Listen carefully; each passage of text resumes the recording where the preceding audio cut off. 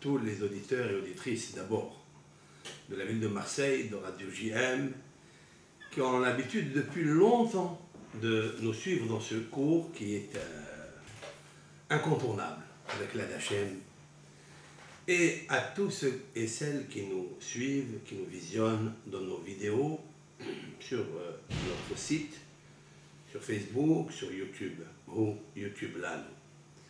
Akadosh Baruch Hu aime le peuple d'Israël. Il lui a donné naissance à des sages, des hachamim avec un esprit éveillé depuis des décennies et décennies, depuis Adam Arishon, Noach, Shet, Shem, depuis Abel, depuis Abraham Avinu alav shalom, Yitzhak, Yaakov. Il y a une shulchelet, il y a une dynastie, il y a une chaîne de distribution, de massoret, de tradition, et c'est là la solution du Ham Israël. Il n'est pas seul. C'est un, j'allais le comparer, comme l'a dit le Hazon Ish, alav shalom, un bateau grandiose et bien chargé, très très bien chargé. C'est vrai qu'il arrive à ce bateau de passer entre deux montagnes très très serrées. Il a juste la place et l'espace pour pouvoir traverser sans être effleuré, sans être gratiné, sans être affecté. Ce bateau est la génération de Moshe Rabbeinu qui nous a transmis cette Torah extraordinaire, où toutes les semaines nous avons la chance d'éveiller nos esprits par la lecture, par la profondeur, par l'approfondissement des textes bibliques, des sections, des péricopes de la semaine. Nous sommes aujourd'hui, donc le 13 Elul, et aussi nous avons une relation avec un grand maître, le Rav Yosef Haïm de Bagdad, j'ai nommé le Ben Ish Hai, alav shalom. Ben Ish Hai qui a écrit plusieurs ouvrages et qui nous a montré un petit peu comment étudier la Torah. Quel est le sens même du don de la Torah? Quel est le but de l'homme dans ce monde? Ramchal a écrit un livre qui s'appelle Da'at Utvuna. C'est un livre à l'initiation à la Kabbalah. Et c'est comme s'il prenait, comme il dit dans la préface, il prenait une petite cuillère avec du miel et il transvasait ça dans la bouche du nourrissant. Et il n'y a rien qui se perd. Et tout est consommable. Et tout est délicieux. Le Gaon Ben Ish Hai, ce qu'il dit dans cette préface pour initier les élèves, le Ham Israël, à la mystique juive, comment comprendre le carreau céleste, quel est le système séphirotique, quelle est la profondeur, comment il agit, etc. Ben, nous savons très bien aussi qu'il l'a fait dans tous les domaines du Pardès. Que ce soit dans le Pshat, dans le sens littéral, ces pirouchim sur la Torah, ils sont tellement mielleux. Ces pirouchim, ces commentaires, ces interprétations midrashiques, tellement grandioses. Ces interprétations kabbalistiques, car il connaissait, il est le Sava, c'est-à-dire le doyen du Zohar HaKadosh. Il n'y a pas un endroit, une place, un verset, un sujet dans le Zohar HaKadosh qui est répertorié, qui est connu dans les Shmona Prakim du Zohar HaKadosh, que le Gaon Ben Ish Hai n'a pas posé ses yeux, n'a pas compris avec ses oreilles et avec son cœur. Dans le domaine de la Teshuvah, il a écrit des tikkunim extraordinaires dans son livre Leshon Hachamim. Là, il poste des centaines de tikkunim, comment réparer les fautes, comment embellir l'âme de l'homme, comment donner à l'homme l'espoir de quitter le désespoir. La émouna du Gaon Ben Ish Chai dans la halakha, que ce soit sur la halakha journalière qui est assujettie à la paracha, ou que ce soit sur les Pirushim qu'il a écrit dans la halakha elle-même, les tchouvot de Rav Pe'alim, dans son responsable, Rav Pe'alim du Gaon Ben Ish Chai, que ce soit dans le Sod de la halakha qu'il a écrit dans Sod Yesharim, qui est juste à la fin de son responsable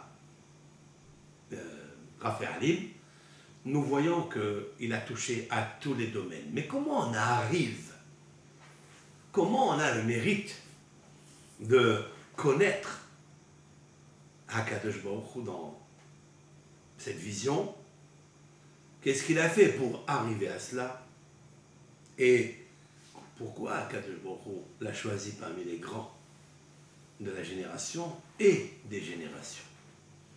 Gaon Ben Ish Chai, sa kedusha, sa sainteté, sa tmimout, sa grandeur, peut-être, je ne sais pas, peut-être une fois, le Gaon Ben Ish Chai s'est insurgé sur un comportement de certains écrivains, comme il a écrit dans sa préface de Rav Pe'alim, où il s'est insurgé de la façon comment il parle, comment ils se mettent en colère par l'écriture bien sûr, et quels sont les mots qui sortent de leur bouche.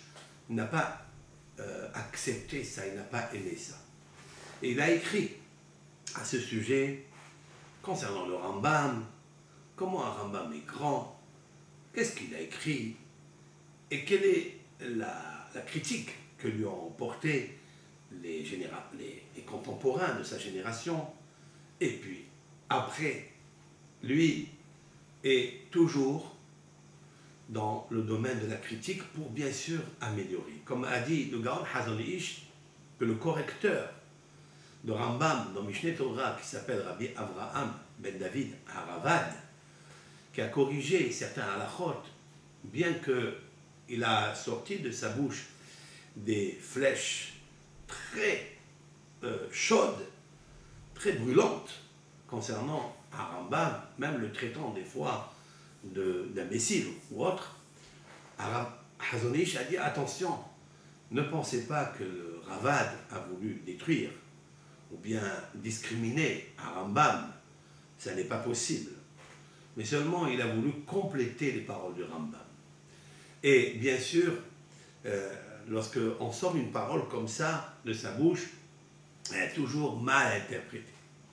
Mais les élèves qui apprennent à étudier à Rambam et ils arrivent à la correction du Ravad, c'est sûr et certain hein, que tout celui qui est délicat de l'âme, tout celui que les cordes de son âme sont délicates et sont tranquilles et douces, c'est sûr qu'il est fasciné de voir comment un Rav contemporain de Rambam, alors que le Ravad a suivi halakha par halakha dans tout le Mishneh Torah, puisqu'il a corrigé dans certaines parties quelques halachot qu'a écrit un Rambam.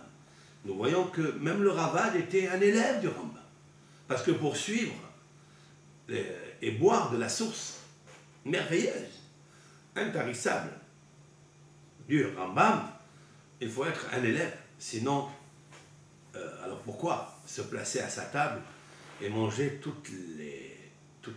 les repas et les aliments exquis que Rambam nous a postés dans son Mishneh Torah.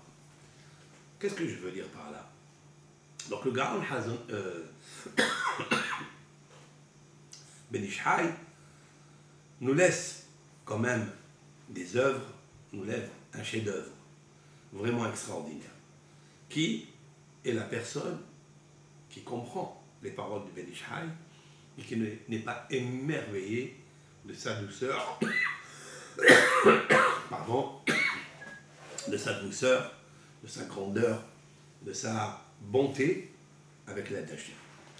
Alors, la question est de savoir comment on arrive à cela.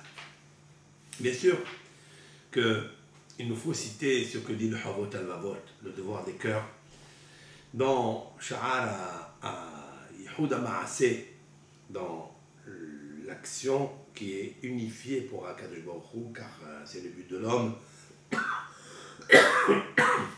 Pardon, un petit peu grippé, un petit peu fiévreux. Vous excuserez tous ces bruits qui s'y mêlent pour me déranger dans mon étude et dans la transmission de la Torah. Le Havot al-Vavot, le devoir des cœurs, a dit, sache, qui a sonné à Gadol chez Shlach Ba'olam, ou Yitzchak. Il faut que tu saches que le plus grand ennemi que tu as dans le monde, ce n'est pas ton concurrent. Ce n'est pas celui qui a placé un magasin à côté du tien. Ce n'est pas celui qui te vole, soi-disant, les clients. Ce n'est pas ton épouse, ce n'est pas tes enfants. Le plus grand Yetzer Hara du monde qui t'aime pas, c'est lui, le grand Sonné Gadol. C'est un ennemi farouche. Il veut t'abîmer ton monde. Il veut t'éloigner de la compréhension du but pour lequel tu es venu dans ce monde.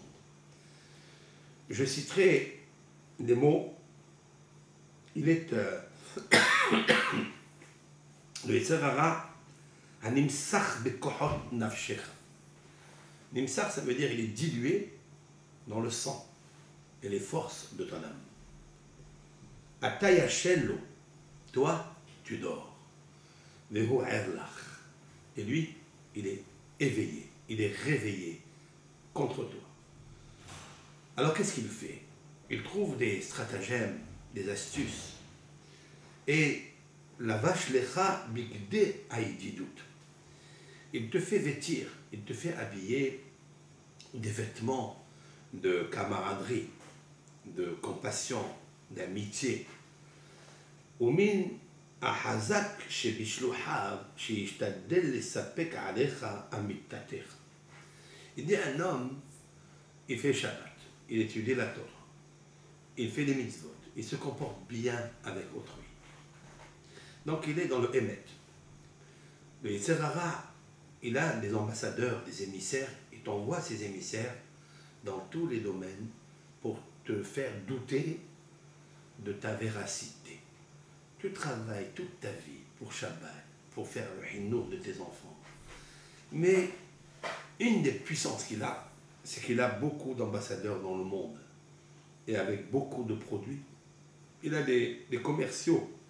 Il a des commerciaux grandioses et puissants et riches pour te faire douter de ta véracité.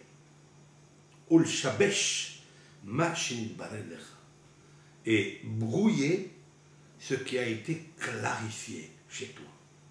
Ça veut dire que tu peux étudier tout le Sha'ar HaBitachon, tu peux étudier tout le Sha'ar HaEmunah, tu peux être quelqu'un qui a la joie de vivre, la joie de la Torah, mais il ne s'arrêtera jamais de te faire douter et de t'abonner à la redoute.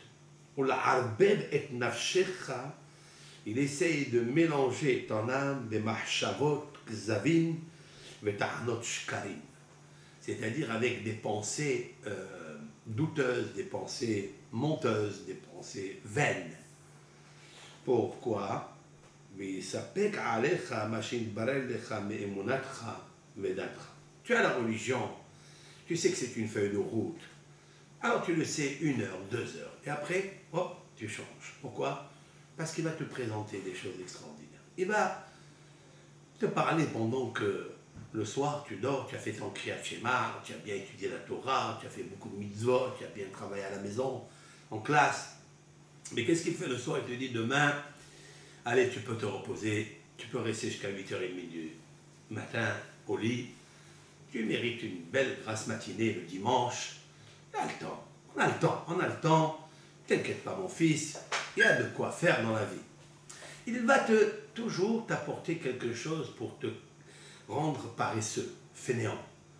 Et c'est ça la force du Yetzer Hara. Il dit ici par exemple, tu vas étudier le Moussar. et tu vas être vigilant et diligent, et tu vas te sauvegarder de lui. Mais tazmin lo shluhis sikhlecha leilahem ito bahem. Et tu vas lui envoyer, toi aussi, des ambassadeurs, des commerciaux. Qu'est-ce que sont les commerciaux? C'est le sechel, ton esprit. Tu dis, mais c'est vrai, tu me proposes ça, mais tu me proposes ça, mais je n'ai rien à la fin. Mais je n'obtiens rien. Regarde, c'est rare. Tu m'as proposé quelques douceurs qui durent, allez, 1 heure, 2 heures, 3 heures, toute une nuit. Allez, j'ai profité, j'ai mangé, j'ai pratiqué des relations interdites, etc., etc. Combien elles ont duré? Ça aussi, un homme, il doit charger son esprit de commerciaux. Ce sont des bons conseils, de bons etzot tovot, comme l'a écrit d'ailleurs le Gaon et Rabbeinu Akadosh, Rabbi Nachman de Breslev, ou notamment le Baal HaTanya, ou tous les tzadikim que nous connaissons avec leurs œuvres qui sont merveilleuses et éblouissantes dans la lumière. Ce sont des conseils que nos sages, nos hachamim, ont donnés, et tous ces conseils-là sont sortis d'où? Ils sont sortis de leur travail de qui tetse la milhama al oiver. Lorsque tu sortiras en guerre sur tes ennemis. Alors bien sûr, tous les mefarshim, tous les commentateurs se posent la question, notamment le Gaon, Rabbi Haim ben Attar, Alav Shalom, le grand luminaire légendaire. Rabbi Haim ben Attar, il demande la question au nom du Zohar, bien sûr. Rabbi Shimon Bar Yochai, le premier, qui a remarqué cette contradiction dans le texte, dans le premier passo qui s'appelle Kitetse, lorsque tu sors, ça veut dire toujours il faut sortir en guerre.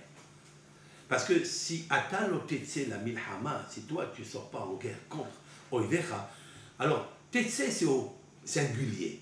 Donc on te demande à toi particulièrement, singulièrement, lorsque tu sortiras en guerre contre qui? Al Oivecha, sur tes ennemis. Il y en a beaucoup d'ennemis. Alors pourquoi ne pas dire, quand on sort en guerre, en vraie guerre physique, une bataille rangée entre les ennemis et nous, alors on sort en armée. Donc c'est une grande armée qui sort. Il fallait dire, lorsque vous sortirez en guerre, demande le Zohar Kadosh. Et Rabbi Haim ben Attar de soulever que ça veut dire qui? Ça veut dire qui? Lorsque, c'est pas lorsque. Qui? Ça veut dire, c'est une mitzvah de le faire. Comme c'est marqué, im kesef talve et ani. Chaque fois qu'apparaît le mot im, qui, cela veut dire lorsque tu feras. Ça veut dire, c'est une obligation de faire. C'est une obligation de faire une guerre contre les ennemis. Mais il ne s'agit pas seulement d'une personne, demande le Gaon, Rabbi Haim ben Attar. Il s'agit ici de plusieurs personnes qui vont à l'armée et qui combattent les ennemis. Alors pourquoi dire qui tetse la milhama al oivecha? Et après, qui sont tes ennemis au pluriel. Et qu'est-ce qui est marqué après? Untalo Hashem Elohecha, et le donnera au singulier. Hashem Elohecha beyadecha, dans tes mains, le Shavit Hashivdiu, tu as capturé des captifs, etc. Donc, il commence avec un langage singulier, au milieu, il parle des ennemis, donc au pluriel, et après, ces ennemis-là, il te le donnera au singulier. Alors, on ne sait pas de quoi on parle, bien sûr. Alors, tous les commentateurs rapportent ce Zohar Kadosh et rapportent ce Havot al-Vavot. C'est ce que dit le Havot al-Vavot en substance. Le plus grand ennemi que tu as, il est ton Yetzer Hara. C'est ton mauvais penchant. Alors, il faut savoir que, comme dit Rabbi Haim Vital, au nom de Harizal, et tous les grands rabbanim qui sont venus avant, et après, que toutes les faiblesses que tu as dans ce monde, en fait, c'est le patrimoine plus que l'Éternel t'a donné, t'a envoyé dans ce monde. Ça veut dire que quand tu descends dans ce monde, après avoir vécu une vie antécédente, le déjà vécu, eh bien, on te donne en fait la batterie qui est la plus faible que tu as possédée dans une vie antécédente. Par contre, toutes les mitzvot et toutes les puissances que tu avais, les renforcements contre ton Yetzer Hara et les mitzvot que tu as fait, et donc les mérites que tu possèdes, ils sont coffrés dans la Maba, dans le Gan Eden.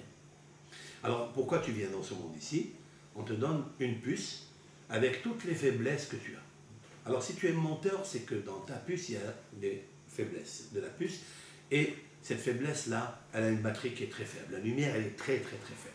À toi de renforcer le mensonge et de récuser le mensonge, de l'éloigner, mais d'évacher quelqu'un. Si quelqu'un, il possède le vol, il aime voler, etc., il aime prendre ce qui appartient à l'autre, eh bien, il faut savoir que c'est pour ça que tu es venu dans ce monde. Si quelqu'un, il est coureur dans la rue, il aime regarder ici et là, il aime le plaisir charnel et le désir charnel, il faut qu'il sache que la puce qu'on lui a envoyée, elle est là, il doit s'acharner contre ça. Ne pense pas que tu es mauvais.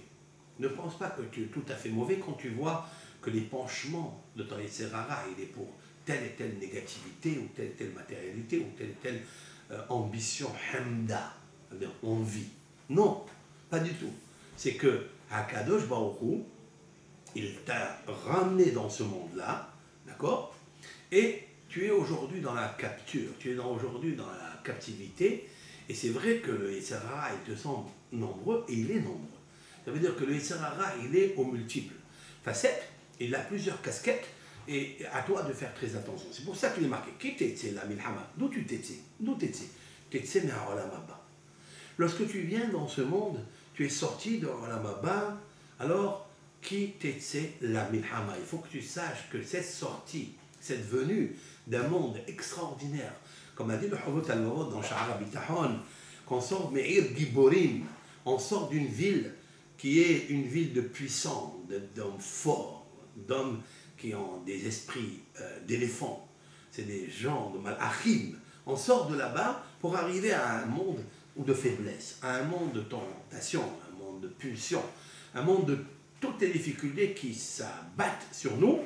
Et en fait, c'est oivecha au pluriel. Tu te rends compte que tu es yahid, tu es singulier, mais que tu n'arrives pas parce que les facettes du Yetzirara, les armes du Yetzirara sont nombreuses. Et en fait, on peut faire référence à ce que la Gemara dans le traité Souka dit, que le Yetzirara, il est un, mais il en a 7 têtes. Il a 7 pensées.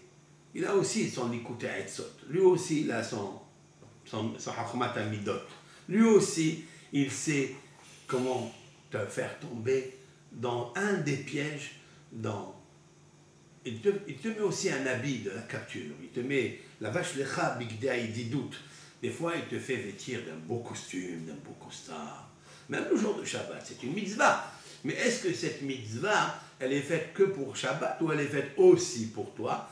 Est-ce que quand tu fais la tefila devant le public, est-ce que tu fais pour toi, pour avoir le kavod à l'intérieur de toi, ou bien tu fais pour un groupe?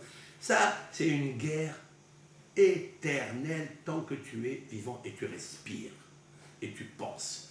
Lorsque toi tu penses une pensée bonne, tu en as 7 contre toi. Qui était la milhama al oivecha. Al, c'est quoi al? Il fallait dire qui était la milhama keneged oivecha.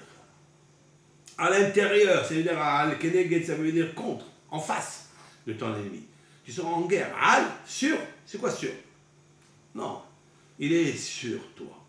Le oivecha, il est en toi, c'est ton yetzirara, il est en toi. Et, comme je dis, je reviens à cette idée géniale que quand on revient dans ce monde, en fait, on revient avec la batterie la plus faible, avec des lumières, des petites bougies éteintes. Et devant nous, il y a des tentations et il y a cet esprit de Yetzirara qui est en nous, qui a envie de faire le mirchol, le havon, la mahloket, la ta'ava, la ga'ava, la hanifut, et tous les péchés qui existent dans ce monde. Alors qu'est-ce qu'il faut? Lorsque toi, tu as décidé que quand tu es venu dans ce monde, c'est la milhama, tu as décidé de faire la guerre, alors tu es al-oiver. Même si tu es singulier, même si tu es un, et a priori tu es faible, non, c'est marqué dans la Torah. Dans la paracha des brachot ou des klalot, kitavo, be'akotai, c'est marqué bederech echad tetze'ela ou b'shiv'a derachim yanus lefanech. Et le contraire, c'est vrai. Ça veut dire que toi, tu cherches un chemin, et lui, il fuira 7 chemins. Et ouais, c'est un chemin, 7 chemins. Il a 7 routes. J'ai une route, oui. Toi, tu n'as qu'une seule feuille de route, c'est la Torah. La Torah, elle est là pour toi, pour t'aider, parce qu'elle est la douceur, elle est la compréhension, elle est l'intuition, elle est l'intelligence. C'est à toi de prendre ça, mais sache que tu es dans Milham. Tu es dans une guerre, tu es dans une peur, tu es dans des détresses, tu es dans des tsarotes. Mais ça n'est pas grave. Ce sont les tsarotes, c'est après que tu vis les tsarotes, tu vis les isurim, c'est là où tu récoltes après le soleil. Après tu récoltes la bonté, tu récoltes la lumière. Alors toi, cherche une seule route. Ça veut dire toi, c'est avec un derrière. Tu as un seul derrière, Torah, mitzvot, tshuva, ma'asim tovim, moussar. C'est un seul, c'est le même. C'est quoi? C'est qu'il existe à Kadosh. Alors, tu n'es pas Keneged Ovecha, tu ne feras même pas la guerre. Pourquoi? Parce que l'Oulé Hashem Ozro le Yachol. On sait très bien que le Yetzer Hara, il est plus fort que l'homme. Parce qu'il a 7 tentacules, il a 7 pensées, il a 7 l'écouter Etzot, lui. La vache lecha bigdea yedidut, il peut t'habiller des vêtements de chéri, des vêtements sobres et d'amitié, de camaraderie, de compagnie. Mais qu'est-ce qu'il fait avec ça? C'est pour te faire douter de ton Olam Haba, te faire douter du Shabbat, de te faire douter que ce monde il n'est que vanité et passager, aléatoire. Il te fait brouiller et nafshecha v'machshavot kzavim. Il t'amène des astuces, des stratagèmes, des idées qui sont périmées, erronées, et quand même, il te les fait accepter. Puisque un jour, tu as vu, tu as senti que c'est sheker, c'est du mensonge. Et 10 jours, tu as senti le contraire. Que peut-être dans ce monde, ben c'est là, il s'arrêtera ici. Il s'arrêtera dans ce là. Là-haut, qui va croire? On ne croit pas à tout ça. Mais ça fait qu'Alecha Machenit Barel Lecha Me'amitutra Ve'datra. Tu as la religion, tu as ton Shabbat, tu as les lois de la Torah, tu as tout compris. Mais il va tout faire pour t'expliquer et t'affaiblir qu'en fait tout ça c'est pas vrai. C'est pas vrai. Au moins, tu dis pas que c'est vrai, mais tu dis aussi que c'est pas vrai et tu es à moitié-moitié, tu restes dans le Benoni. Tu restes dans le Benoni. Mais c'est plus grave ici. Parce que si tu es dans le Benoni, c'est-à-dire le moyen, dans le Safek, c'est plus grave. Je vais expliquer tout ça. Par contre, si toi, tu prépares les armes pour le combattre, et tu vas lutter contre lui, comme lui lutte contre toi, il faut que tu saches que Akadosh Baruch Hu sera avec toi, et que tu seras sauvé de ses mains, de ses armes, de ses pensées, et de ses conseils, be'ezrato yitbarach. Alken, al tadlecha milchemet zulato mimilhamto. Il dit le Havot al-Vavot, puisque c'est ainsi qu'il est plus grand que toi, qu'il est plus fort que toi, qu'il est plus armé que toi tu n'as juste un petit fusil, mais ce fusil il est concentré, si tu sais le prendre, c'est la Torah, comme il est marqué, Barati Yetzer Hara, Barati Elo Torah Tabim. J'ai créé le Yetzer Hara avec les 7 pensées négatives, et j'ai créé sa Torah qui est son antidote, son remède, son médicament. Il faut le prendre, ce médicament. Si tu ne le prends pas, tu peux pas. Des fois, c'est vrai qu'il est amer, le médicament. Des fois, c'est du fiel, mais il guérit. Il t'enlève les problèmes, les maladies que tu possèdes. Alors il dit, une seule chose tu dois te déranger. Ton inquiétude, ton souci. Voilà, c'est une phrase magique qu'il nous faut répéter à longueur de journée.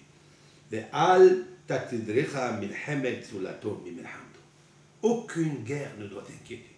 Aucune bataille au monde, aucune concurrence au monde ne doit t'inquiéter, excepté la guerre contre lui. Seulement contre lui, en fait, contre toi. Al oiver. Ils sont oivecha, toi. Les pires ennemis de l'homme, c'est soi-même. C'est quoi soi-même? C'est les caprices qu'il a envie de faire. C'est la paresse. C'est la douceur et la boulimie de l'argent, de la nourriture, des ta'avot de ce monde qu'on connaît très bien. C'est ça, ton inquiétude. La seule inquiétude que tu dois... j'allais dire que de la même façon que tout le monde connaît cette phrase magique, En od milevado, qu'a sorti Moshe Rabbeinu de sa bouche, on sait très bien qu'il n'existe aucune puissance au monde que tu regardes, que tu vois pas, des hazit ou des hazités, que tu vois pas et que tu verras pas. Puisque si tu es à Marseille ou à Paris, tu ne pourras pas voir qu'est-ce qui se passe en Australie, si tu n'as jamais voyagé là-bas. Et même si tu voyages là-bas, ben, tu ne vas pas tout voir. Et quelles sont les montagnes qu'il y a là-bas, quelles sont les profondeurs, les abîmes qu'il y a là-bas, quelles sont les belles choses, les merveilles, les mauvaises. Tu ne pourras pas voir tout ça. Mais il faut que tu saches que tout ce que tu ne peux pas voir, de la hazité ou de la hazité, ce que tu vois, il n'y a pas une puissance qui agit dans ce monde, qui est le mécanisme de ce monde, que Akadosh Baruch Hu, ce n'est pas lui qui la télécommande. C'est lui, Akadosh Baruch Hu, il se trouve de partout. Ça, c'est vrai, ça. J'allais ajouter qu'il faut que tu saches qu'il n'y a aucune guerre que tu dois t'inquiéter, ni la guerre de la Parnassa, pour avoir la Parnassa. Ce n'est pas la peine de faire les mers et les terres et les airs pour aller chercher de la Parnassa. Il faut, doute, il faut bien sûr aller faire une intervention, mais très petite intervention. Akadosh Baruch Hu, il t'a créé, il t'a mis au monde. Celui qui t'a mis au monde, il te donnera la Parnassa. Comme dit le Zohar, Man bi yahiv haye yahiv mesone. C'est l'Éternel qui t'a donné la vie. D'accord? C'est lui qui te donne les maisonnotes. Ne t'inquiète pas. À toi, bien sûr, d'y aller chercher, si tu veux pas, si tu as un grand niveau, de rester à ta tente, en attente de recevoir la Parnassa de Hachem, tu peux aussi. La tente à toi, elle peut être le boulevard Montparnasse.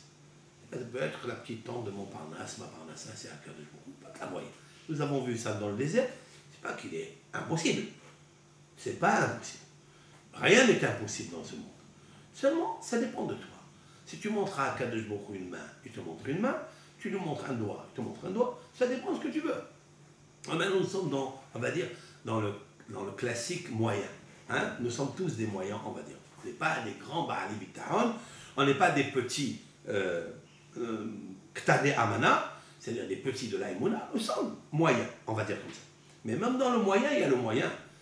Qu'est-ce que tu sens ici dans ton cœur? L'épanchement du cœur. À quoi il pense? S'il pense à la majorité de la journée à des bonnes choses, il faut que tu saches que tu es un tzaddik. Si la majorité de la journée, il épanche dans un autre sens, dans le négatif, dans la ta'ava, il a toujours une lutte, c'est qu'il n'est pas tzaddik. Alors c'est ça que je voudrais, avec l'aide de Hachem, dire qu'il t'est tzelam ilhama. Il faut que tu sois toujours en guerre à l'envers sur tes ennemis. Soucie-toi d'avoir la guerre contre tes ennemis. Pas tes ennemis au pluriel, ça veut dire les guerres physiques et nucléaires. Les armées avec les avions et les tanks, les armes de feu. Non. C'est à l'intérieur de toi. Tu es venu pour ça. Et tu le sais très bien que cette guerre-là, elle est difficile à gagner. Très difficile à gagner. Tu peux gagner toutes les guerres. D'ailleurs, Napoléon, il a dit, j'ai pu gagner toutes les guerres. J'ai gouverné sur le monde entier. Mais il y a une seule chose que je n'arrive pas. C'est quand le crocodile et le tigre qui en moi se réveillent, je ne peux rien faire. C'est ce qu'il a dit aussi à Aristote. Aristote aussi a dit, quand je dors, je ne suis pas Aristote. C'est quand tu dors. Pourquoi tu dors? Puisque tu as l'esprit de philosophe éveillé, tu as atteint presque le degré de la Emouna, comme l'a dit Maïmonide dans le Guide des égarés concernant Aristote. Et tous les autres, Socrate et Hippocrate, etc., ben, tout cela, c'était des grands philosophes. Ça veut dire quoi? Ça veut dire qu'ils ont compris en fait que oui, ce monde, il est géré par une force, par un cas de bon. C'est sûr et certain. Mais n'arrivez pas à faire entrer Akadosh Baruch Hu en eux. Alors on verra. Untano Hashem Elohecha, ça il n'arrive pas. Ils savent qu'il y a beaucoup de tentations, mais Untano Hashem Elohecha, que Hashem Elohecha Untano. Même si toi tu sors en guerre, il faut que tu saches que les Sarah et les de feu, toi tu ne peux pas. Loulé Hashem Ozro, s'il n'y a pas Dieu qui t'aide, lo yachol lo, il ne pourra pas contrer ça. Ça, ils n'ont pas cru, les grands philosophes. Nous, les petits, même aux gars, on leur apprend qu'il y a un combat à faire avec les Sahara. C'est le combat des Sahara. Alors, deux choses l'une. Bien sûr, on se pose des questions. Pourquoi les méchants, Akadosh Baruch Hu ne les punit pas? Pourquoi les tzadikim, Akadosh Baruch Hu les empêche? Il les empêche de se reposer, d'être tranquille. Comme on le sait très bien concernant la paracha de Vayeshev, Yaakov a venu après toutes les catastrophes et les épreuves qu'il a eues de Dina et de Esav, de Lavan, il veut se reposer un peu. Yaakov Be'eretz Megouré Aviv. Et Yaakov voulait se reposer tranquillement dans la terre de son père Yitzhak. Kafas alav chez Yosef. Alors, a sauté sur lui la colère de Akadosh Baruch Hu par rapport à Yosef Hassadi, qui lui a arraché Yosef, son bien-aimé, son intelligent de la maison de Talmid Chacham, grandiose, qui était Yosef. Et pourquoi? Pourquoi tu fais ça? Alors il dit Dieu à quel point il dit le Midrash, L'odayan la-tzadikim sheyesh lahem menuha, ba-kever ou ba-olam haba, il ne suffit pas aux tzadikim d'avoir le repos dans la tombe et dans le olam haba qui veut s'ajouter aussi dans ce monde. Qu'est-ce que ça veut dire ça? Demande Rabbi Simcha Zisl, un des doyens de l'éthique. Ça va, mais quel? Il demande la question, il dit pourquoi tu as tsarat ayin, Dieu préserve. Pourquoi tu as un mauvais œil pour les tzadikim qui profitent un petit peu? Pourquoi Yaakov Avinu, il va aller faire quoi? Il va aller se promener au Club Med, ou il va aller sur les montagnes, il va aller faire du ski. Il va s'asseoir tranquillement et étudier la Torah. Pourquoi tu lui arraches son Yosef, son tzaddik? Laisse le Yosef à côté de lui. Yaakov Avinu, il va accomplir la mitzvah de Talmud Torah, qui comme lui, Yoshev Ohalim, qui est assis, il a étudié la Torah. Et bien, il va prendre son fils, il va lui enseigner la Torah. Et Yosef, c'est Bar Hakim, c'est le garçon qui est intelligent, qui a le même visage que son père, qui ressemble à sa mère Rachel, qui étudiait toute la journée, qui priait à Hashem Yitbarach.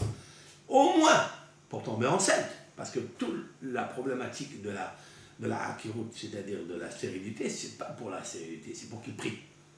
C'est pas que la prière, elle est créée pour que celui qui a des problèmes, alors comme la stérilité, alors on lui a donné ce médicament ou cette arme pour aller prier pour sortir de l'épreuve. Non, la prière n'existe pas.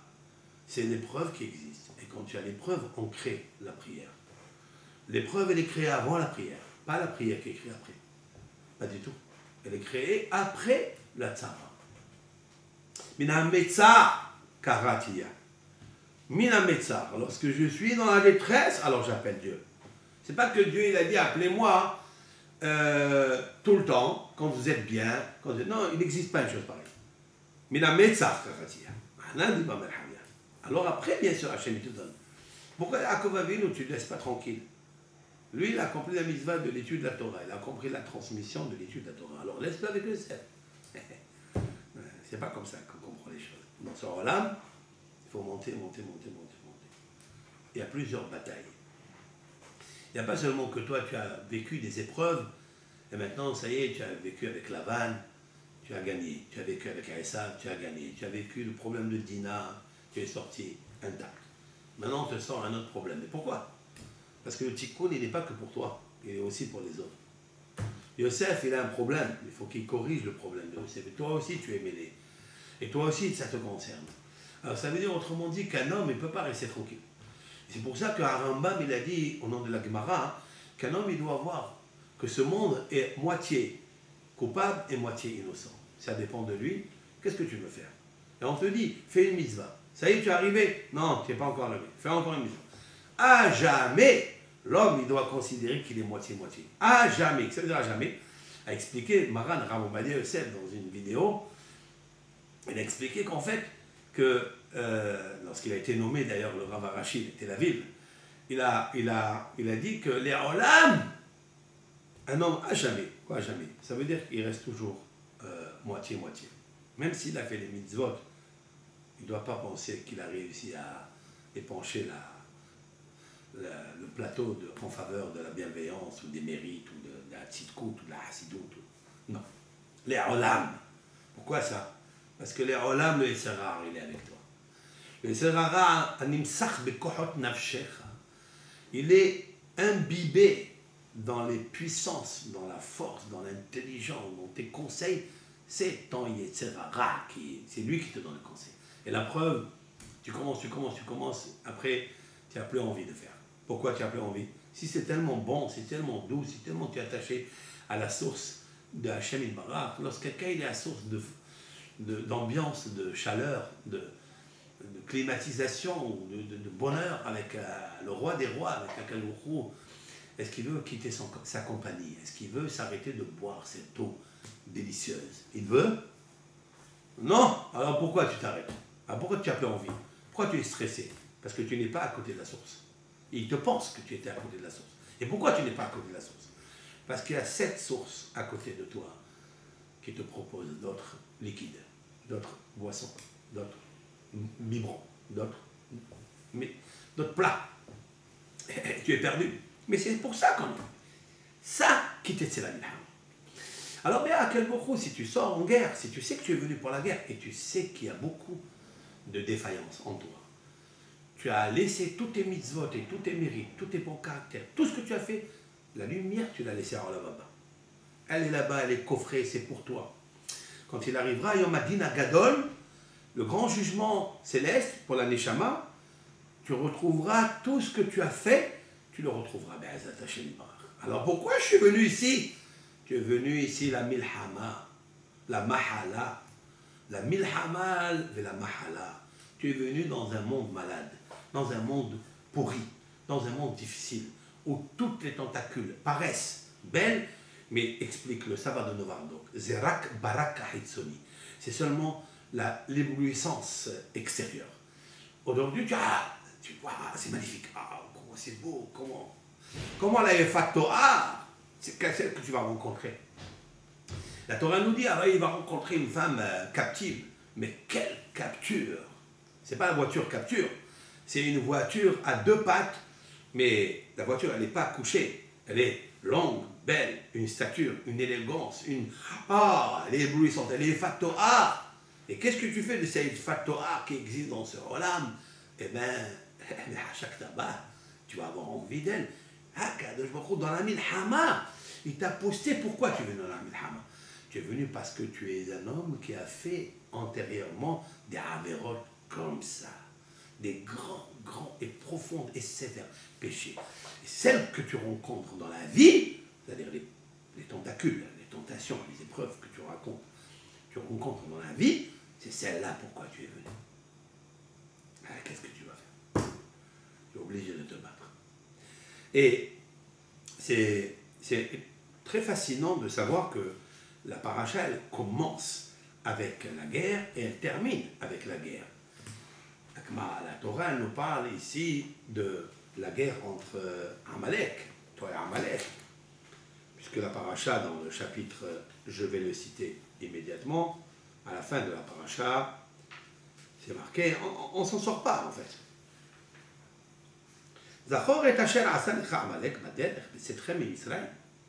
Souviens-toi de ce que tu as fait Amalek, dans le chemin, quand vous êtes sortis d'Égypte. Asher Karcha Baderech, il t'a refroidi dans ton chemin.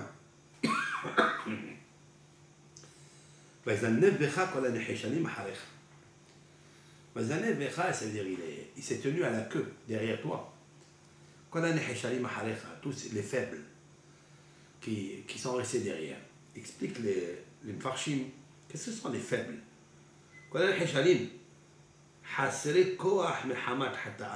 Rachi explique, c'est quoi les Nehishalim, les faibles? Il dit les faibles, ceux qui sont en restriction de force à cause de leurs fautes. Mais Hamat Hetam, à cause des péchés. Quand quelqu'un il fait un péché, eh bien, il s'est affaibli parce qu'il est entre les mains de son captif. Chez Aya et Anan Poltan, la colonne de nuée avait pratiqué une espèce de miracle absolu où toutes les personnes qui ont fauté, même par une faute Hetam, ça veut dire une faute par inadvertance, par mégarde, eh bien, le Anan ne les recevait pas. Il les éloignait à l'intérieur, il est répudié à l'extérieur de la colonne de nuée qui accompagnait le peuple d'Israël. Il se trouve à l'extérieur. Qu'est-ce que fait Amalek? Il vient et il tue ces personnes. Il en a tué beaucoup. Qu'est-ce qu'il dit ici? Qu'est-ce qu'il est en train de raconter? C'est quoi cette guerre-là? Ceux qui ont le doute, la bouteille. D'ailleurs, on a expliqué les Mfarshim. Je voudrais m'appuyer et superposer ce commentaire que je voudrais ajouter sur le mot Amalek. Amalek, c'est la valeur numérique Safek, c'est-à-dire le doute. C'est ce qu'il a dit, tout le but et la puissance du Yitzhak Hara, qui est ton ennemi juré, et celui qui te déteste. Celui qui veut ta mort dans ce monde et la mort dans la vie éternelle. Il veut ta mort. Point à la ligne. Une de ses forces, il t'envoie de ses conseils, de ses commerciaux, hein, les sapekra ba'amitutra vedatra, pour te faire douter dans ta véracité de ta religion, des lois de la Torah, de la émouna de la Kajbo, de la émouna des Hachamim, de la prière. Jusqu'à quand on va faire la prière? Ça y est, Baruch Hashem. Allez, on va faire que Shaharit, Minha, de toute façon, c'est les mêmes paroles. Te refroidis. Pourquoi faire Netiat Adaim, se lever de la table et aller faire Netiat Adaim? Allez, ça va, mes mains sont propres. Je vais aller faire Netiat Adaim. À quoi ça sert? Vraiment, à quoi ça sert? Je viens de les laver au savon. Je viens de les laver avec des liquides de lessive. Pourquoi je vais aller me laver la main pour faire le kidouche, je vais aller le motzi? Pourquoi faire? C'est vrai, on se pose la question. Pourquoi Maïm Haronim, tu ne les fais pas? Maïm Haronim, ce sont les eaux qu'on verse un tout petit peu. Pas beaucoup, hein? Une petite gouttelette que tu prends par ta main droite, d'un verre propre, et tu laves un petit peu, tu mouilles un petit peu tous les extrémités des 10 doigts de la main. Il y a un petit coup basé, il y a un grand petit coup. Même qu'aujourd'hui, il n'y a pas le mélah sédomite. À l'époque, ils mangeaient avec les mains, il n'y avait pas de fourchette, des couteaux, etc. Donc ils mangeaient le sel, et il se peut que ce sel-là puisse s'imprégner dans les doigts de la main, et après on touchait les yeux. Vous savez très bien que Sédom, la femme de Lot, elle s'est aveuglée, elle est devenue une Netziv Melah, c'est-à-dire une statue de sel, parce que le sel de Sédom brûle à cause de leur faute. C'est la faute qui brûle, c'est pas le sel. Parce que la faute, en fait, elle est universelle. Et il nous faut faire très attention à cela. Bien qu'aujourd'hui, il n'y a pas Mélah Sédomite, explique les poskim. Mais alors pourquoi alors on se lave les mains? Il y a un grand tikkun. Il y a un passouk dans la Torah, c'est marqué, vous soyez propre et saint, et avant et après. Avant, c'est pour le motzi, on se lave les mains, et après la consommation du pain, etc., on se lave les mains. C'est un grand tikkun. Alors, ça nous arrive des fois de ne pas le faire. Ça nous arrive des fois de prendre du Coca-Cola qui est à côté. Les liquides, tous les liquides, sauf le vin, on peut. Mais la halakha, c'est maï mahawanim hova. Lève-toi, va au robinet, prends un peu d'eau. Ah, c'est très difficile. C'est très difficile parce que tu as bien mangé, tu es bien rassasié. Comme a dit le Ramchal, comment il a dit ça? Il a dit que quand on remplit le vin, c'est marqué là-bas, la svia, quand on remplit son vin, précarole. Alors on n'a plus envie de porter le joug. On ne peut plus porter le joug, on est trop lourd. Ça, c'est dans tous les domaines, c'est vrai. L'homme, il faut qu'il ait le combat. Amalek, il te refroidit. Amalek, achète kalkhabader. Tu es refroidi, tu n'es pas dans le rana.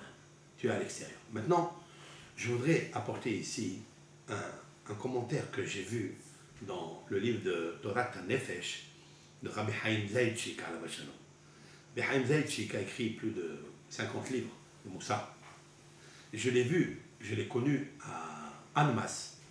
Donc quand j'avais 18 ans, 19 ans, j'ai voyagé le mois de Elul, Baruch Hashem, avec notre maître Rabbeinu Gershon Livman, celui qui m'a marié, le maître de Rabbi Eliyahu Rumi, Rabbi Yosef Siboni, Zatzal, et tous ces rabbanim qui nous ont aidés, qui nous ont éduqués dans le Moussar.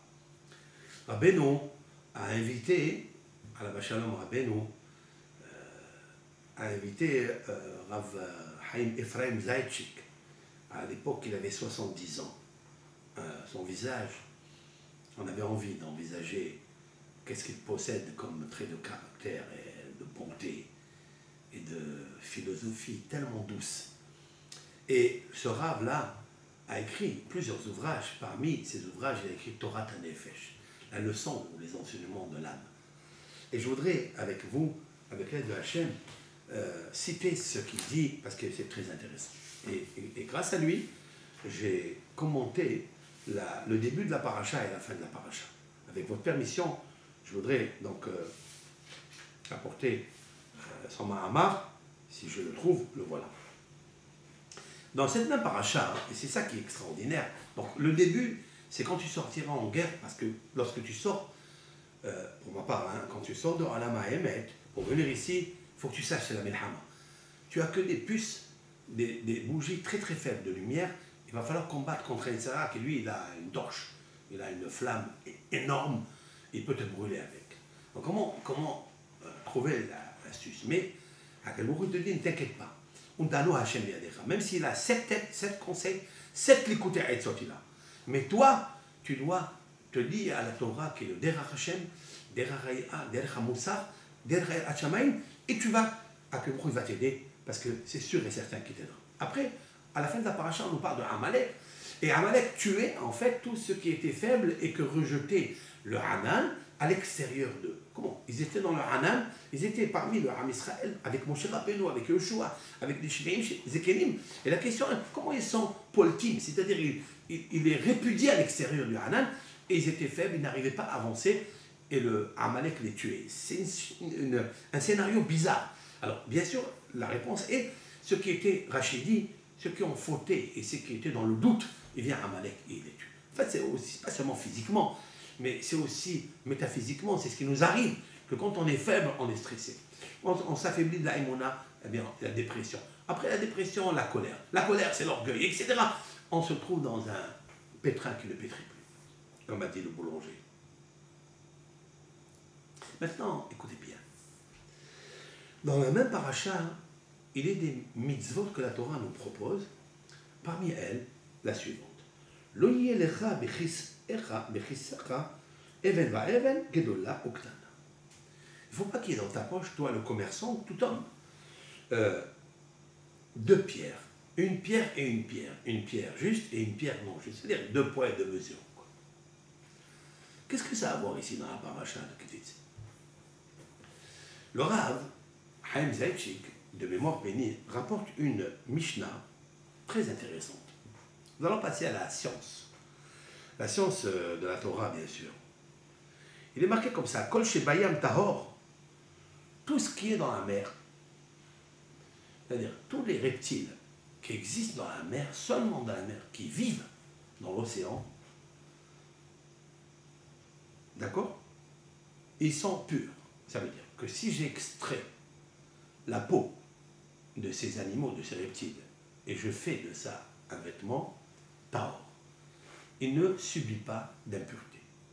Même si une peau d'un reptile qui vit dans la mer, mais que cette peau-là est arrivée à toucher un reptile mort, dont normalement il doit contaminer l'impureté, mais s'il habite que dans la mer, il n'a pas d'impureté. Et non métabé.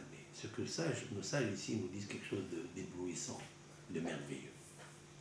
Chutz mikelev hayam, excepté le chien de la mer. Vous savez très bien qu'il existe, kol ma shebaya basha yesh baya. La Mishnah, dans le traité Kélim, nous dit tous les visages, toutes les espèces, visages, corps, dans le volume, dans la mesure, dans la taille, dans la constitution de la créature, tout ce qui existe dans la terre, il existe dans la mer. Chutz mikelev hayam, excepté le chien de la mer. Il existe le chat, le poisson-chat, le poisson-chien. Vous le savez. Maintenant, le Kelev Hayam explique le Rav, c'est-à-dire Rabbi Obadia Mibartinora, un célèbre commentateur, comme ça.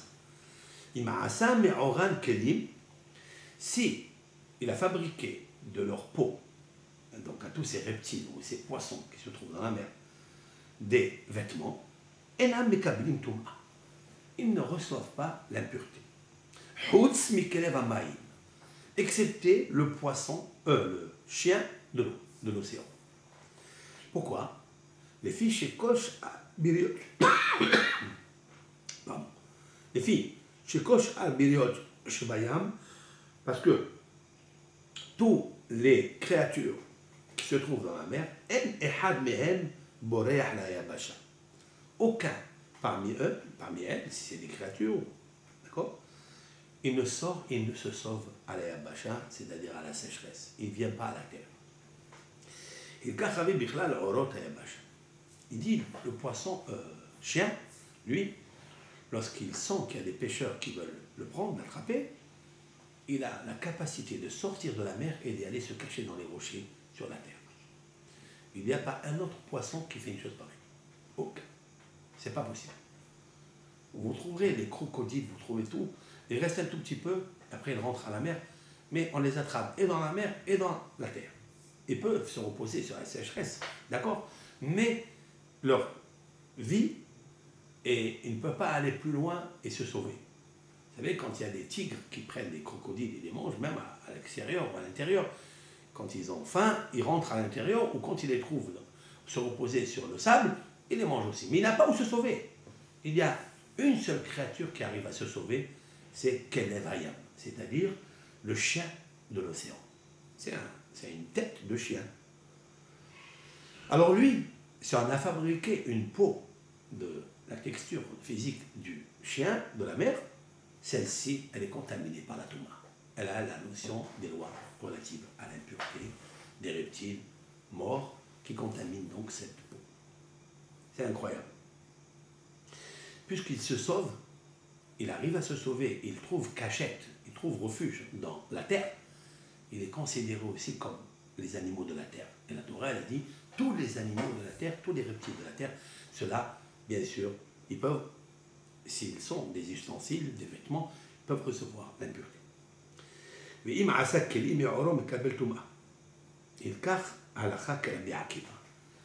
La halakha, elle est comme Rabbi Akiva, c'est lui qui a dit que Kelevayam, c'est-à-dire si on a fait une peau, un vêtement de Kelevayam, c'est-à-dire le chien de la mer, eh bien, il est tamé.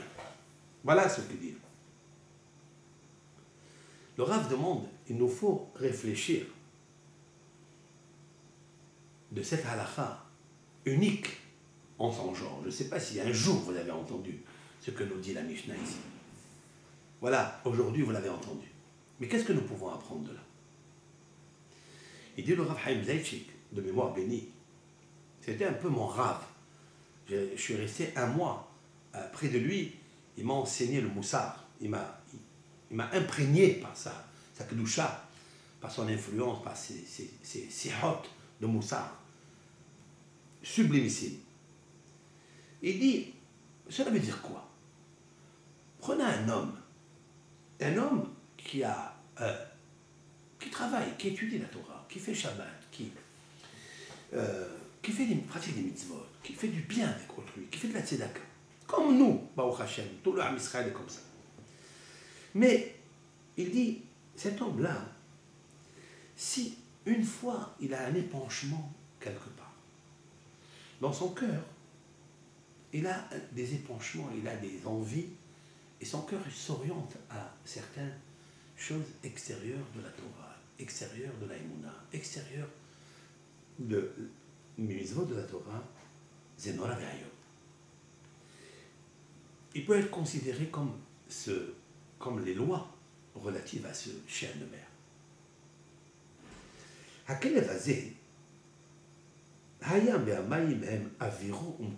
Je veux dire ces mots parce qu'elles sont tellement fortes. Il dit ce chien-là de mer, l'océan et l'eau, sans sa respiration, son oxygène, c'est son endroit vital. Et lorsqu'il fait une petite fugue à la terre, au sable, Biglan et Sivot Shonot, à cause de plusieurs raisons.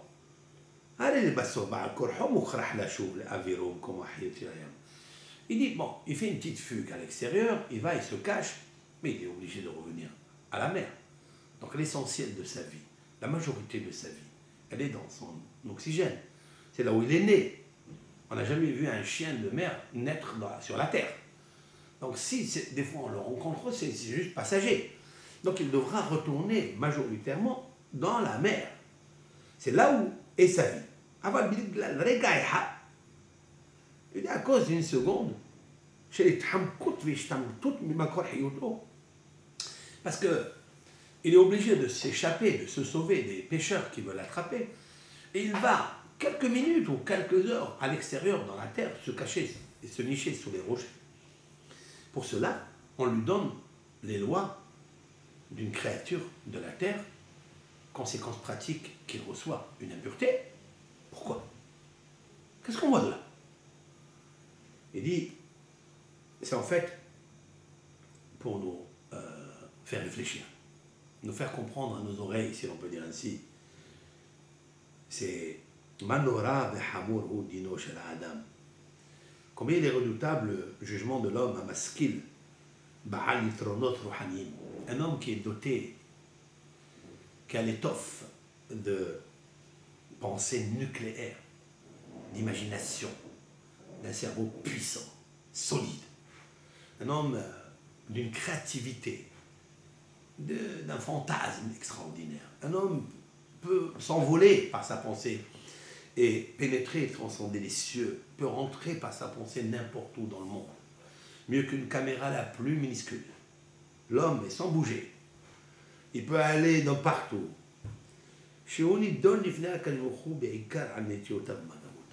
Alors comment on le juge cet homme? Tu peux être un ordinateur, tu peux être un connaisseur, tu peux connaître tout le Talmud par cœur, à l'envers, à l'endroit, dans tous les sens. Mais l'Éternel ne te juge pas par rapport à ça. Les halakhot que tu as, c'est-à-dire le statut que Dieu il met en toi, il poste en toi, c'est là. Les an ataholer. Quand la peignot tu as d'ampoler là où tu penches, quelle est ton envie? À quoi tu penses toute la journée? Ça, à Kadosh Baruch Hu te juge.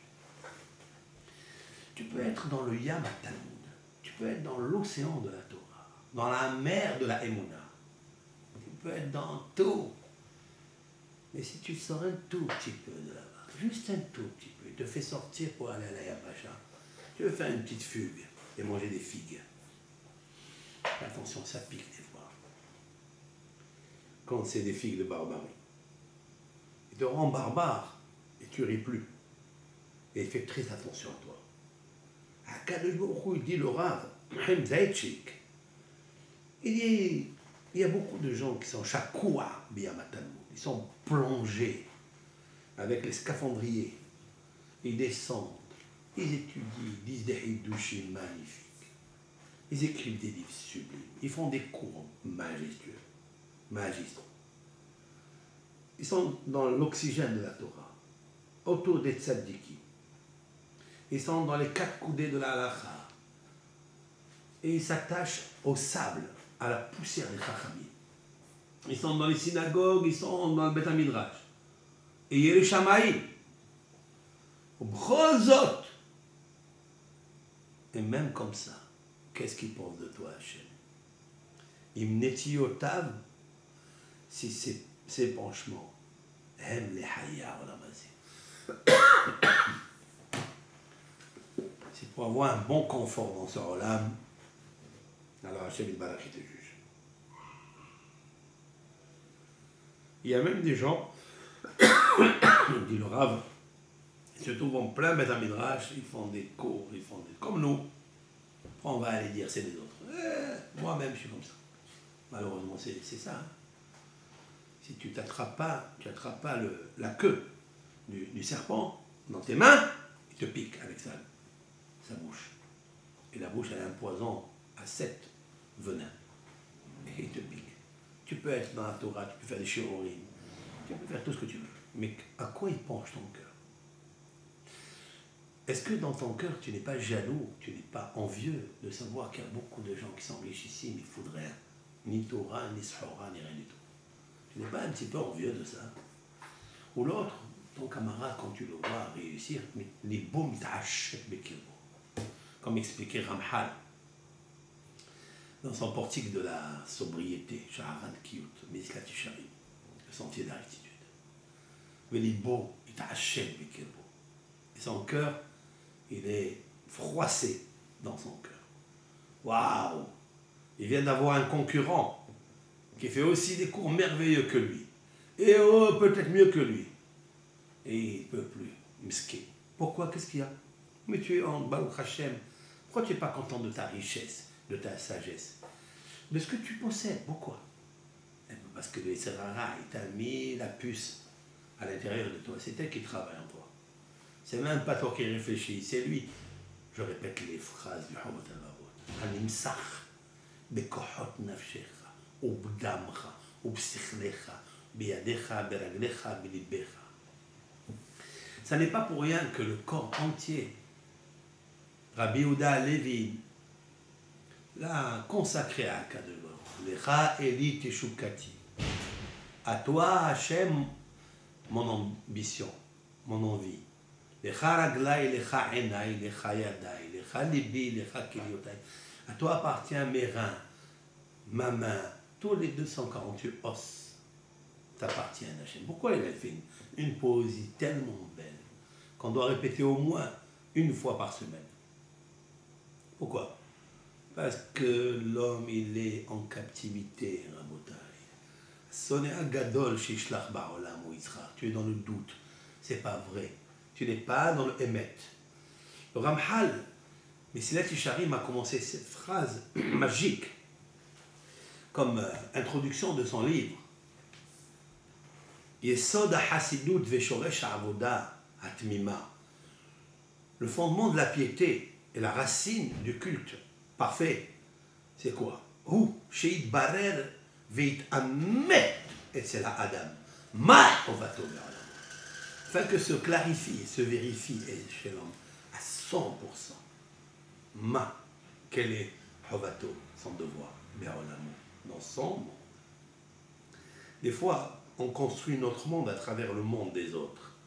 Mais quand tu te trouves seul, tu n'as aucune puissance, aucune force, aucune énergie, aucune joie. Un homme à jamais, il doit être Rishamayim, il doit être craintif de Hachem, Baseter ou Bagaloui. De la même façon qu'il le fait de façon notoire devant tout le monde, eh bien, il doit être aussi quand il est seul et personne n'est avec lui. Il sait qu'il est à Kadosh Baruch Hu avec lui. Comment arriver à ça? Si tes mains, tes yeux, ton cœur, tu le donnes au Yitzhara. Et tout ce que tu fais, tu le donnes au Yitzhara. Si tu es parmi les Neheshalim, alors cette personne-là, elle peut être au Beth Midrash, elle peut être dans le Hanan. Hanan et Kavod. Hanan et Kavod à Torah, en Kavod et la Torah. Tu peux être dans la Torah, tu peux faire des tfilot, tu peux faire Kippour, tu peux faire des Ila, tu pleures. Dans la Hamida. Tout. Mais qu'est-ce qu'il a dit Rabbi Israël Salanter dans ses Igerot, dans ses lettres? כשם שהחסידות מתירה את הלגימה, כך המוסר possède את הבכי. Il dit que de la même façon que la chassidoute permet un petit peu le... Comment on appelle ça? De boire un petit mahia avant de faire un cours laïvidique. Comment ils appellent ça? Les habad. Bon, peu importe. Samedi soir, on fait un petit liquide. La chassidoute, elle permet pour être joyeux. Et c'est vrai, pour être joyeux, c'est permis. Il dit la même chose, le moussard, il te rend impropre. Il te rend sale les pleurs que tu verses, soi-disant, pour la teshuva. Un homme, il pleure dans la tefila, tout ça. Tu dis, est-ce que tu pleures vraiment ou tu pleures pour autre chose? Tu pleures pour la teshuva ou tu pleures parce qu'il te manque de kavod? Parce que tu n'as pas assez d'argent?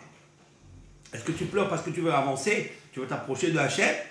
Ou tu pleures parce qu'il te manque des choses, parce que tu as vu ton camarade mieux que toi, qui possède plus que toi, qui mérite plus que toi, il fait Ziko et Rabbi mieux que toi.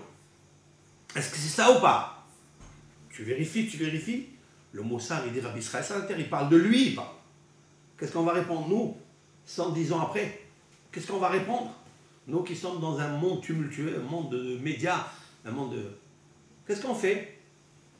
On est dans Yama Talmud, on est dans Hanad. Mais le Yitzhara, il nous fait sortir dehors. De temps en temps, on fait une fugue à l'extérieur. Tu sais pourquoi tu fais une fugue à l'extérieur? Parce que dans ton Beth Midrash, là où tu es, même dans tes cours que tu fais, tu ne le fais pas pour Dieu, tu le fais pour toi. Le Olam Hazé, il est là. Le nid d'amour, il est là de Olam Hazé. L'amour du kavod, l'amour de l'argent. L'amour de ce monde. Point à la ligne. C'est la raison pour laquelle l'épanchement il est extérieur. C'est comme nous, malheureusement, je tiens à vous le dire, et je reconnais mes fautes. On est dans la Torah, on fait des théories, mais on a un portable. Ça, c'est comme Kelevayam, Bidiouk. On est dans la Torah, on vit dans la Torah, on vit dans le Moussa, on fait des shiurim de Hachamaïm, mais on a le portable. Ça veut dire le portable, c'est notre sauvetage. Ça veut dire on pense qu'il va nous aider à quelque chose. Waouh! Regarde, on est en train de faire le kavod, on te fait filmer. Regarde, on t'envoie le kavod, on te dit, tiens, tu fais des cours magnifiques. Tout ça, c'est magnifique, c'est bien. Mais tu es attaché à Olamazé, Rabbi. Tu es attaché à ce monde-là. C'est Emet. C'est Emet. Ça, c'est comme Kelevayam. Kelevayam, il est entièrement dans l'eau. Il vit là-bas. C'est son oxygène, il ne peut pas sortir. 99% de sa vie, elle est là-bas. Mais de temps en temps, quand il veut, on veut l'attraper, il sort à la Yabasha, il va à l'extérieur. Mais c'est pas là-bas sa vie. Juste pour s'échapper. Nous aussi, on vit dans la Torah, on vit dans le Yam, on vit dans... Même on se tue pour ramener des fonds, pour aider, faire un collège, un deuxième collège, un troisième collège, tout ce que vous voulez. Mettre un midrash. Mais on fait des fugues à l'extérieur. La halakha, c'est quoi? Malheureusement, elle n'est pas bonne. C'est que la peau et le vêtement que Israël te met, il est contaminé, tu fais une toum'a avec. Le Kelevayam, si tu prends un crocodile de mer, et qui vit dans la mer tout le temps, et tu fais un vêtement de cuir par sa peau, il touche un reptile, il n'est pas impur. Il n'est pas contaminé. Pourquoi? Parce que le shoresh, il se trouve dans l'eau. Et tout ce qui est dans l'eau n'est pas impurifié. Mais le Kelevayam qui vit dans l'eau, mais aussi sa vie dépend de la Yabasha, parce qu'il est sauvé grâce à la Yabasha, sinon on l'attrape. La Yabasha, c'est la terre, c'est le sable.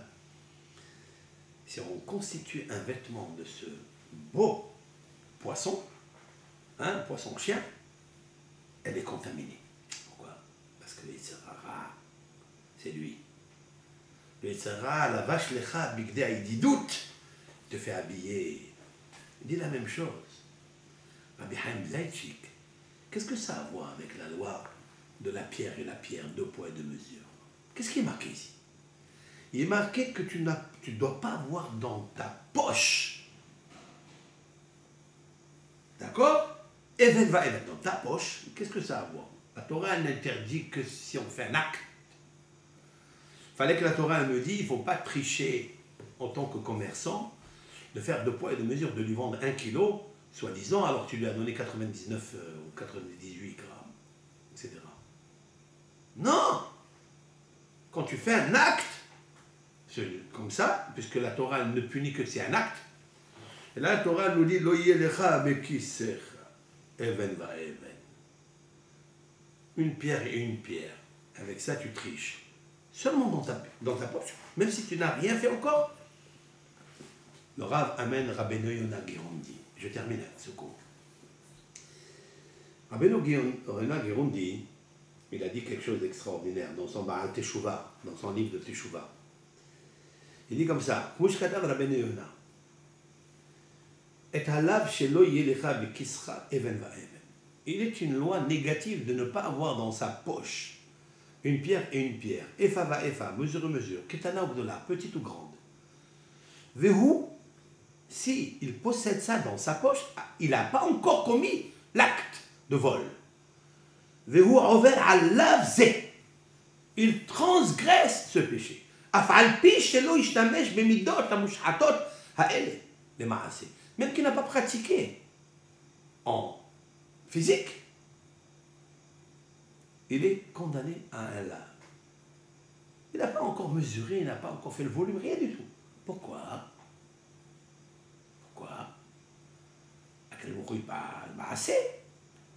C'est juste une mahashava. J'ai juste une pensée que je vais tricher au cas où. Mais peut-être qu'il ne va pas le faire. Qui enlève, réponse, qui enlève un mechil de un mahzik bekirbo midot elu. Le cœur qui accepte de recevoir et de tenir dans sa poche, hein, ces mesures falsifiées, en la chaîne hafet, l'Éternel ne désire pas cet homme. Et Hachémite, la deuxième chose, pourquoi il est puni, même s'il n'a pas encore fait l'acte, car une pierre et une pierre, mesure, poids, mesure, c'est exécrable devant Hachem. Mais peiné, pourquoi? Parce qu'il pense, parce qu'il a la préméditation de faire de l'iniquité, de l'injustice, du vol, du pillage. Même s'il n'a pas encore fait la faute. Alors il dit, on voit de là que Akadosh Baruch Hu le rend statut exécrable. Pourquoi? Pour la pensée de son cœur. Qu'est-ce qu'il veut? Les penchements de son cœur. Il est comme ce Kelev Hayam. Il est comme ce Kelev Hayam qu'il est cachère. Il est bien s'il reste là-bas. Mais pour sauver sa vie, il va à l'extérieur et il ne peut sauver la vie que là-bas. Comme j'ai dit, le crocodile, il peut être à la mer, on peut l'attaquer, on peut le prendre. Il se sauve, il n'a pas volé, il est lourd, il n'arrive pas à voler. Hop, on l'attrape, on le tue. Donc, il est considéré comme une créature de la mer. Mais celui-ci qui peut s'échapper, peut éviter de mourir, bien la vie aussi, elle dépend de l'extérieur. Alors, écoute-moi bien, il dit le Rav. Si dans ta poche, à toi, tu as des, comment on appelle ça, des, pardonnez-moi,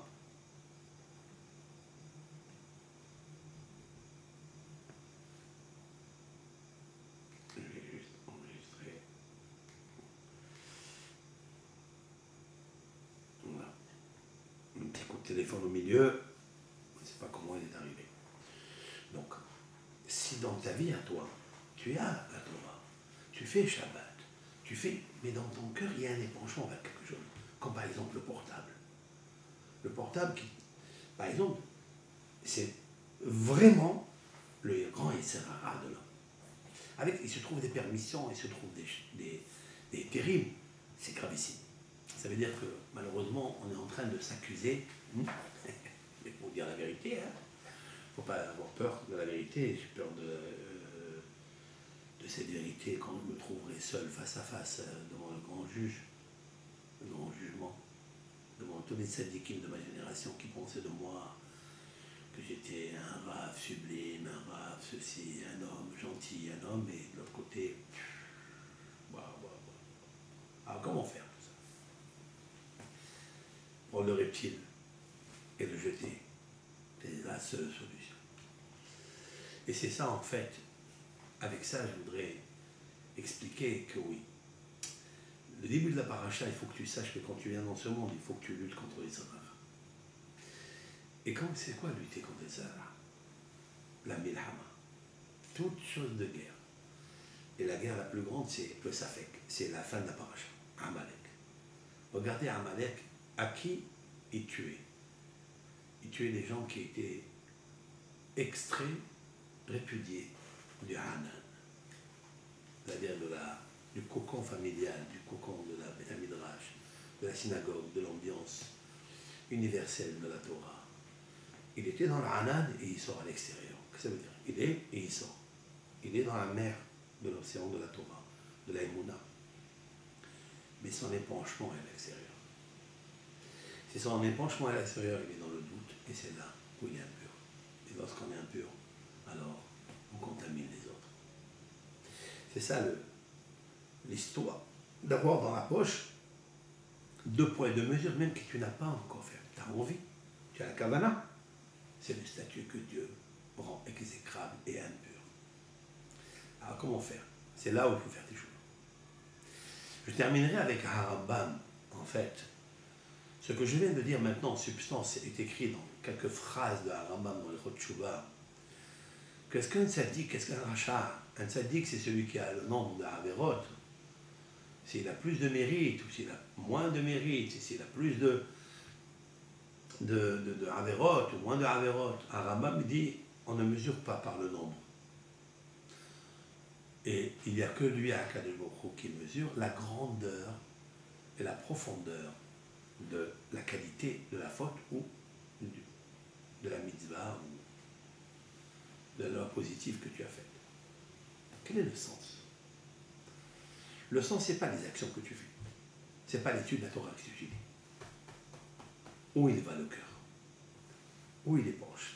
Dans quelle direction? Où il est incliné ce cœur-là?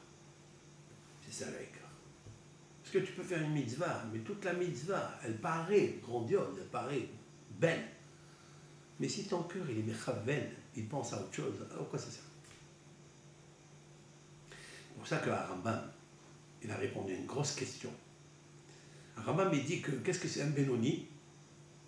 Un Benoni, c'est-à-dire un moyen, qu'à Rosh Hashanah, on pèse s'il a moitié Averot, moitié mitzvot, alors on le laisse pendant 10 jours. S'il fait Teshuvah, s'il fait la repentance, alors il est accepté et signé à la vie. Demande Rabbi Yitzhak Blazer, Rabbi Yitzhak de Pétersbourg, l'élève intime de Rabbi Yitzhak Salanter, dans son livre Koch Ve'or, sur un Rambam, il demande, on est en train de parler de mitzvot, d'action, vous voyez. Si tu as moitié action positive, moitié action, tu es bénonitier moyen. Alors, Rambam il dit, si tu fais Teshuvah, pourquoi il parle de Teshuvah?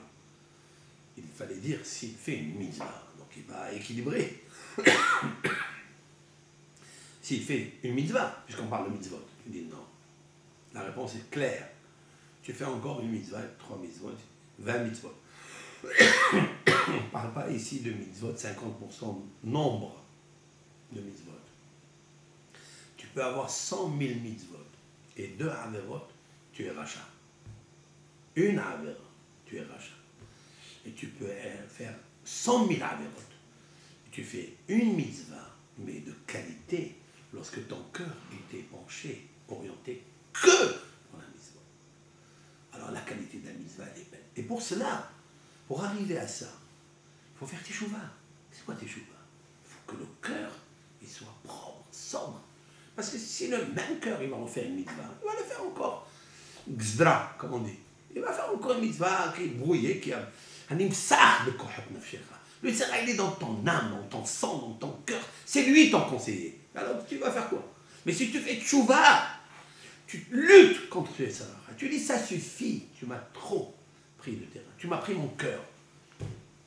Et ton seul souci de l'havot alavot, Mashiach tritra mikol hamilhamot, ce qui t'inquiétera, ce qui te fera peur et craindre de toutes les guerres que tu possèdes.